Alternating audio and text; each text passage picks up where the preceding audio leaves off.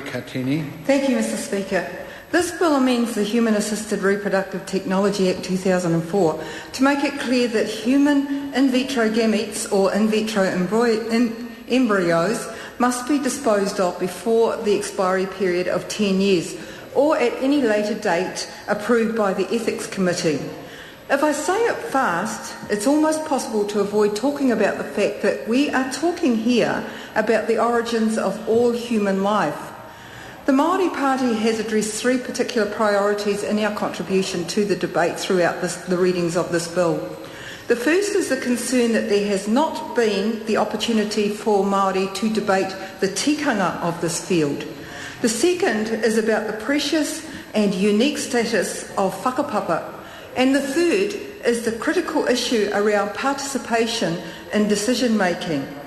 For tangata whenua, as a partner of the Crown, Te Tiriti o Waitangi stands to remind ethics committees of a constitutional obligation to ensure Māori participation, protection and partnership when considering approval for research applications.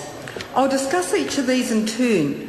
When we think about the tikanga of this field, I think it is important to note that a separate ethics committee on assisted reproductive technology has been established to review and approve research involving new technologies or treatments for human reproduction and infertility.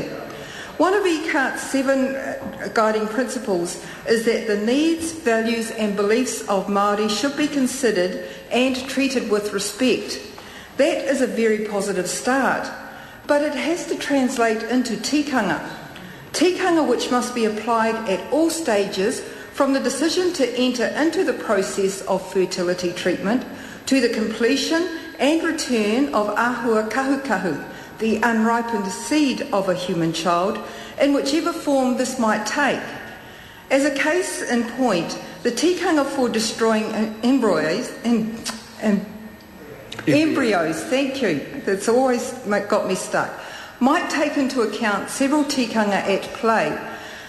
The movement from living to not living, the preparation for burial, cremation, etc., the actual burial, the entry into the portals of the world of being and light, or similarly the tikanga for when whānau hand over their embryos and gametes would be the tikanga of gifting. This would include the sharing of whakapapa and the whakatau settling process into the storage facility. This is the handing over or passing over of a life force.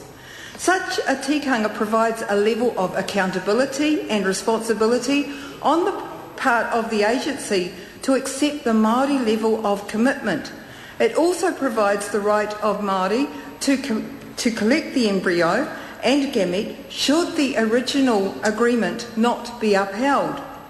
The point I'm making is that it is one thing to talk about these matters, it is quite another to sit down and give expression to the tikanga that makes the words real. The second critical aspect of our decision making is around whakapapa. We believe that the law should facilitate the rangatiratanga of whānau over their whakapapa material. Discussions of assisted reproductive technology amongst Māori are really confined to the intricacies and mechanics of particular technological interventions. They are about what constitutes human life and relationships, the need for Māori to continue to exist, the uniqueness of Māori identity. Māori have a different view of reproduction than it just being a matter of eggs and fertility. It is about whakapapa. What this means in practice is that it should be up to the people from which the in vitro gametes and embryo come to decide how long they should be stored for, what they should be used for, what happens in the event of their death, etc. It should not be up to a few people on a committee to decide. The decision about whether to continue to store longer than 10 years should be made by the whānau and not some committee. The reason is very simple, and that is that the eggs, embryos, fetuses belong to the whānau, not to scientists, and always should do. This means if the donors decide to let their eggs or sperm be used by someone else, any left afterwards should be returned to the whānau. And finally, I come to the issue of ethics.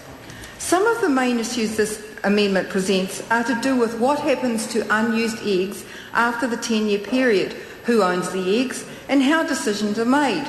How do we gather and report data that is relevant and meaningful for Māori?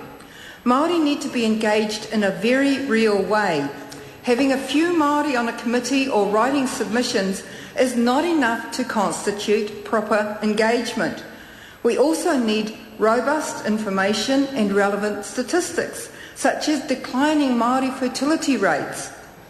Agencies should invest in process, for example, hui o kōrero, to raise awareness, clarify, gather consensus on the meaning of consultation and consent for Māori whānau, hapu, iwi, communities, and to develop resource for dissemination amongst whānau, hapu and iwi.